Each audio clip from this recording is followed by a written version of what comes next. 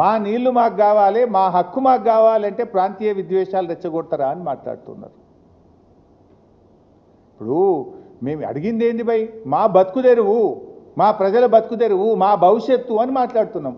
మా భవిష్యత్తు గురించి, మా ప్రజల గురించి మాట్లాడకపోతే తప్పు, మాట్లాడితే తప్పు కాదు. ఎట్లాగూ రేవంత్ రెడ్డి అంటే మాట్లాడాడు, కానీ తెలంగాణ సాధించిన పార్టీగా కేసీఆర్ నాయకత్వంలో పుట్టిన ఈ గులాబీ జెండా తప్పకుండా ప్రశ్నిస్తుంది, తప్పకుండా మాట్లాడుతుంది.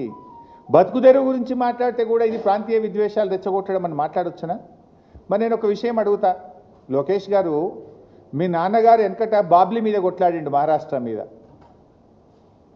కర్ణాటక ఆల్మట్టి ఎత్తు పెంచుతా అంటే దాన్ని కూడా వ్యతిరేకిస్తూ అనంతపూర్లో పోయి కొట్లాడిండు మీ నాన్నగారు.